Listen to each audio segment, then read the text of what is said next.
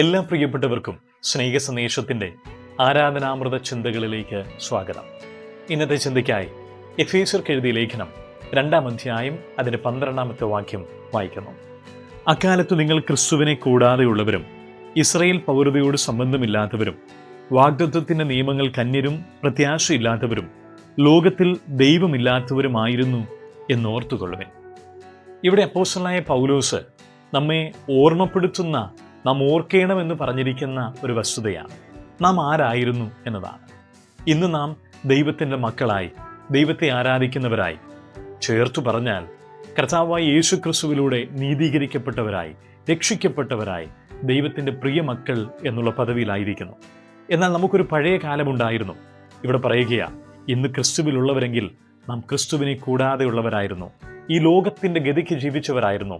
നിത്യനരകത്തിന് മാത്രം അവകാശികളായി കിടന്ന പ്രത്യാശയില്ലാത്തവരായിരുന്നു. എന്നാൽ ക്രിസ്തുയേശുവിലൂടെ ഇന്ന് ദൈവം നമ്മെ മാറ്റം വരുത്തിയിരിക്കുക, വലിയൊരു രൂപാന്തരം വരുത്തിയിരിക്കുക. പിൻപിലുള്ളത് തിരിഞ്ഞു നോക്കി ഒട്ടും മനസ്സിലാവാത്ത നിലയിൽ പൂർണ്ണമായ ഒരു രൂപാന്തരം വരുത്തിയിരിക്കുന്നു. നമ്മെ ദൈവത്തിൻ്റെ മക്കളാക്കി തീർത്തിരിക്കുക. ഇവിടെ ഒരു വസ്തുത ഒടുവിൽ പറഞ്ഞിട്ടുണ്ട്, ഇത് ഓർത്തുകൊള്ളുവിൻ. നാം ഇത് ഓർത്ത് ദൈവത്തെ ആരാധിക്കുകയാണ്. ഒരിക്കലും നമുക്ക് ചിന്തിക്കുവാൻ കഴിയാത്തത്ര പാപത്തിൻ്റെ പടുകുഴിയിൽ കിടന്നിരുന്നവരായിരുന്നു നാം ഓരോരുത്തരും. അവിടെ നിന്നും ദൈവം നമ്മെ ഉയർത്തിയിരിക്കുകയാണ്. ഇവിടെ മറ്റൊരു വസ്തുത കാണുവാൻ കഴിയുന്നത്, നാം പ്രത്യാശയില്ലാത്തവരായിരുന്നു എന്നതാണ്. ഇതായിരുന്നു നമ്മുടെ യഥാർത്ഥ സ്ഥിതി. ക്രിസ്തുവില്ലാത്തത് കൊണ്ട് പ്രത്യാശയില്ലാത്തവരായിരുന്നു. മുമ്പിലേക്ക് നോക്കിയാൽ നരകവും വരുവാൻ പോകുന്ന ന്യായവിധിയും മാത്രമായിരുന്നു നമ്മുടെ മുമ്പിലുണ്ടായിരുന്നത്. എന്നാൽ ദൈവം നമ്മെ സ്നേഹിച്ചു എന്നുള്ളത് കൊണ്ട്, നമ്മുടെ താഴ്ചയിൽ നമ്മെ ഓർത്തു എന്നുള്ളത് കൊണ്ട്, സ്വന്തം പുത്രനെ കർത്താവായ യേശു ക്രിസ്തുവിനെ ഈ ഭൂമിയിലേക്ക് അയച്ച് നമ്മുടെ പാപത്തിന് പരിഹാരം വരുത്തി. അതുകൊണ്ട് ക്രിസ്തുവേശുവിൽ നമ്മെ ഇന്ന് അനുഗ്രഹിച്ചിരിക്കുകയാണ്. സ്വർഗത്തിലെ സകല ആത്മീക അനുഗ്രഹങ്ങളാലും കർത്താവായ യേശു ക്രിസ്തുവിൽ നമ്മെ ഇന്ന് അനുഗ്രഹിച്ചിരിക്കുന്നു. മറ്റൊരു വാക്യത്തിൽ നാം ഇങ്ങനെ വായിക്കുന്നുണ്ട്, നാം ഇന്ന് പ്രത്യാശയിൽ പ്രശംസിക്കുന്നവരാക്കി തീർത്തിരിക്കുക. ഓർക്കണമേ, നാം പ്രത്യാശയില്ലാത്തവരായിരുന്നു. എന്നാൽ ഇന്ന് പ്രത്യാശയുള്ളവരെന്ന് മാത്രമല്ല, പ്രത്യാശയിൽ പ്രശംസിക്കുന്നവരാക്കി തീർത്തിരിക്കുന്നു. എന്താണ് നമ്മുടെ പ്രത്യാശ? അത് നമ്മുടെ കർത്താവായ യേശു ക്രിസ്തു തന്നെയാണ്.